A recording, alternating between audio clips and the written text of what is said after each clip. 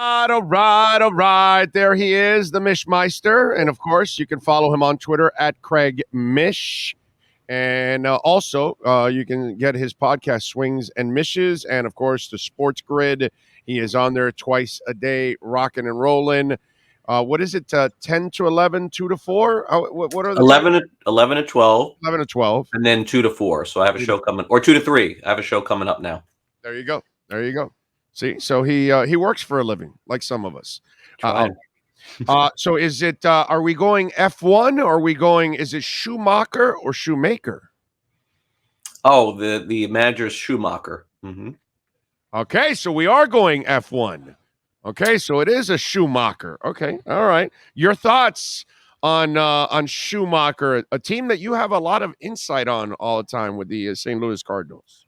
Yeah, I think that it's they were really looking for someone who is going to be a clubhouse leader, somebody that could kind of control everything going on the field with the Marlins. They really just wanted someone who can step in and have the respect of the players on the team, be willing to make a lot of hard decisions, and somebody who had a lot of experience as a player with having to grind. Oh, I know that, I respect that. I'm sure you do too. And they would like to get more players like that who basically are playing for their baseball lives, and they want Schumacher to instill that hard work ethic, great base running, bat to ball skills. And so obviously the talent is going to be the most important thing, but at least the first step is getting the guy that they wanted. I think that's the important thing here. And, he'll have a press conference next week and we'll see what happens. Can you pull that off with a low payroll? Can you pull that kind of stuff off? Can you keep people playing hard when you don't win? Because we're asking somebody to do something that is kind of tough if you don't give him the environment he needs in order to create that. Well, it also depends on the kind of player that you're acquiring, I think. And I think maybe part of the Marlins plan could potentially be making trades for players who are about to become free agents in a year or two. Mm-hmm. And Orlando, at that point, they're playing for contracts. You don't even have to ask the question as to whether or not that season is important to them. Where I definitely feel like where they feel things have gone sour is free agency. And they're going to have to go back out there eventually again, whether it's this year or next year, and try again. But very clearly, at least the main free agent that they signed was extremely comfortable going into the season, out of shape and just collecting the money. I mean, maybe by the end of the season, he was a little remorseful. Who was that? Was that Gonzalo Higuain? Oh, I'm sorry. I'm sorry. You don't follow soccer, right? Oh, no. I have no idea. The same thing happened to Inter Miami's one of their DPs.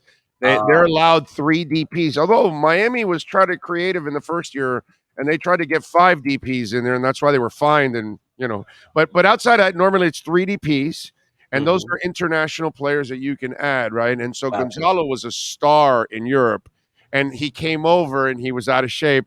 And he literally told the reporters, I'm just going to come out here, hang out, smoke cigarettes, and score goals. And he struggled like a mother. He was terrible. And then this year he finally came, in shape and his best year on his way out. So it's just funny that you would talk about a star that they signed and the guy gets there and, he's out of shape. So it's amazing. Yeah, Avisail Garcia was who I was alluding to. I know. So we'll see. I mean, again, can he win? Like, what do you define by winning? Can he win 90 games? No. Right. But can they be competitive in the sense that they make a big jump over last year? I think anything is on the table. But based on the current roster that they have right now, I would challenge going into next year that they would be much better than this year. Even though they've mentioned injuries and things like that, I don't know. I feel like, the players that were injured last year are healthy this year, and the players that were healthy last year are injured this year. This is sports. So I definitely am not counting on anything like that. Let me tie Inter Miami and the Miami Marlins once again. Well, they have, 3 DPs. One of them is Pozuelo, and they're going to keep him. He's a good player.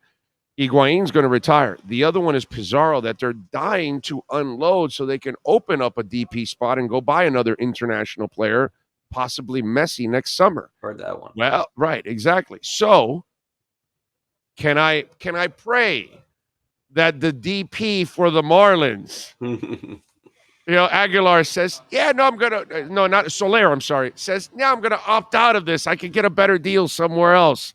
Can I pray that DP goes away and that money becomes available and maybe they can use it on somebody else? Or is he, because it's opt-in deals every year on his part, correct? It is. It is. It is. And what's he doing? Is he opting in? I'm sure. I'm Yeah. sure. I would be stunned if he opted out. Damn it. Damn it. I mean, I got to hope for a couple little things here, Mishmeister. Maybe. I need some kind of hope to help me, I got it for you. Okay. Oh, please. His agent is Vince Carter, is Vashawn Leonard's agent. How about that? Okay. All right. Remember what happened there? Vashawn Leonard?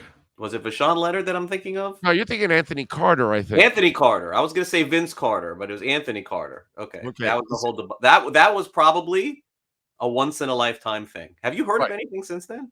No. Forgetting to sign the paperwork? No. Yeah. I mean, so what you're saying is, hold on.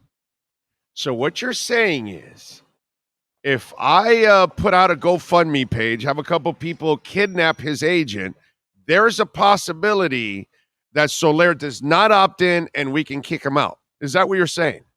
He's got to opt in. Okay. But I don't think anything happens except for he just says, I'm just opting in. So, well, kidnap Soler and his agent, ladies and gentlemen, and the Marlins will free up some money. It's not even really Soler. I mean, if you think about it, Soler's the kind of guy that you're going to probably have to go get again in free agency and hope that he does well. It's Garcia that they gave that money to. I know, but you're locked into that one. Not as much as Garcia, Orlando. Not as much. That's what I'm saying. You're locked into the Garcia one. I can't get out of that one. There's no option this year. I got you. My only hope is to free up money with Soler. Okay, so then trades is what you've talked about. Yes. Will they be active in moving some of their pieces to try to acquire other pieces? What are you hearing in that department? I want a reason to watch, bro. I want a reason. I don't want it to just be Sandy, and Jazz and a couple things out there. And I want a team that has a chance. Bro. I know. So you want a team that has a chance? Of course, so do I. No, I know you do more than any of us. Yeah. So I think that it's a wait and see. Any conversation that I've had with anyone in the organization in the last 2+ weeks has been about the manager. And that's going to change pretty quickly. So as we go, I'll get more on that. But they were so focused on this that it's hard for me to predict anything else. Do I think they're going to make trades? Of course, but I got to be transparent. I thought they would make more trades last offseason. They did not. So we'll see.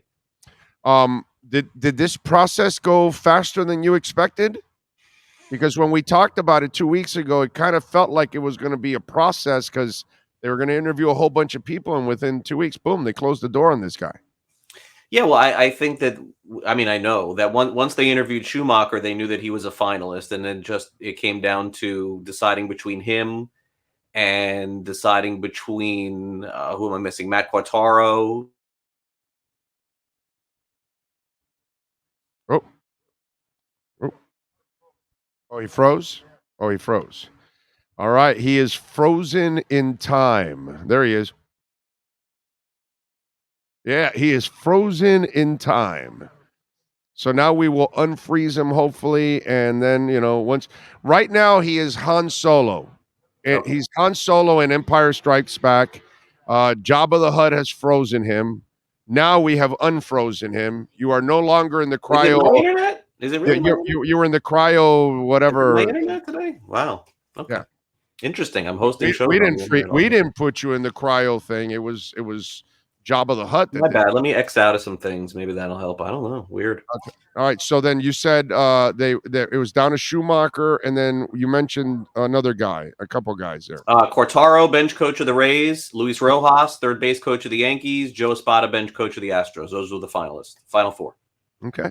All right. So trades at least. So let's hope that they're able. And they're going to trade for young pieces, is what you're thinking, right? Not necessarily. I think again, it's my opinion that they trade for players that have, are basically playing on the last year or second to last year of their contracts that are playing toward free agency, playing with something to prove. Okay. Yeah. Those are those are those are good and they're dangerous. Of Because course.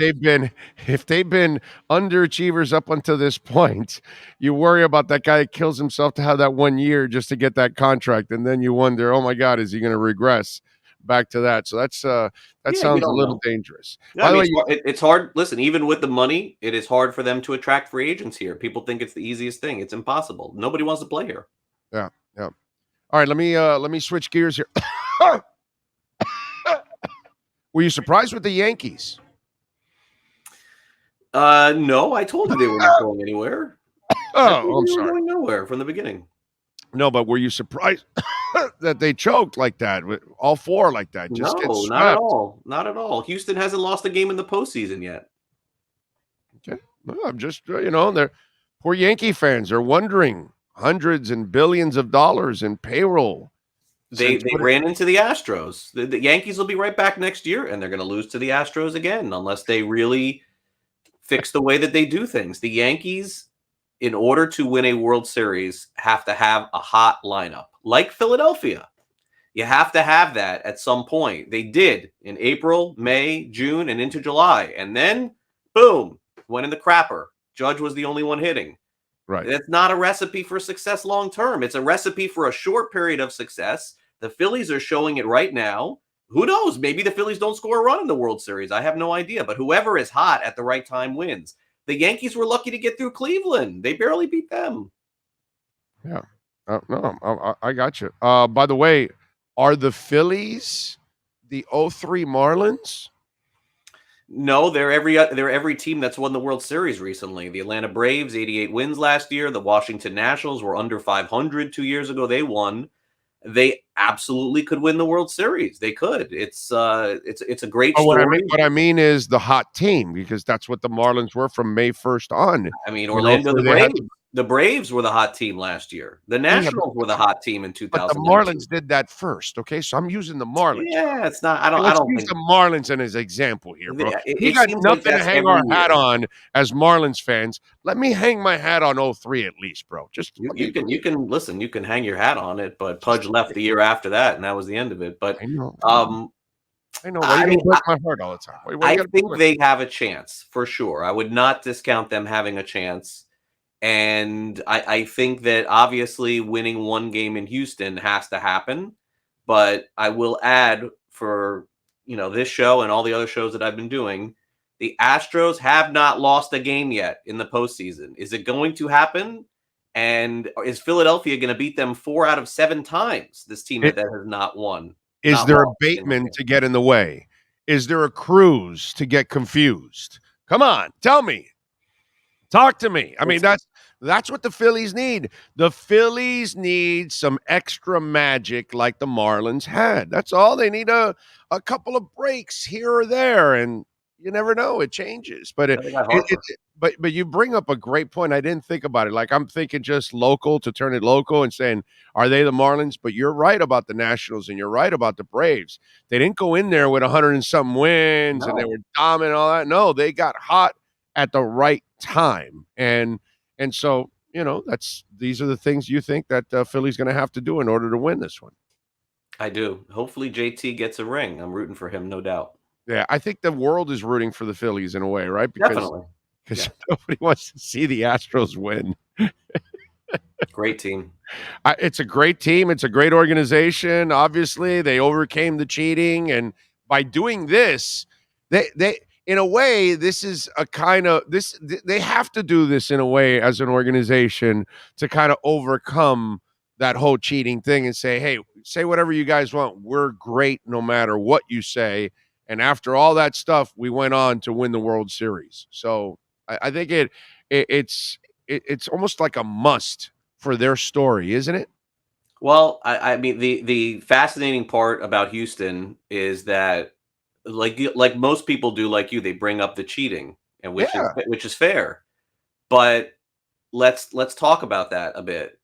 Brian McCann and Carlos Beltran and Josh Reddick and George Springer and Michael Brantley and Garrett Cole. I mean, we can keep going. they're not on the team anymore, and they're still winning 1 million games. Like, what does it tell you? Like, they probably didn't even need to do what they did to win.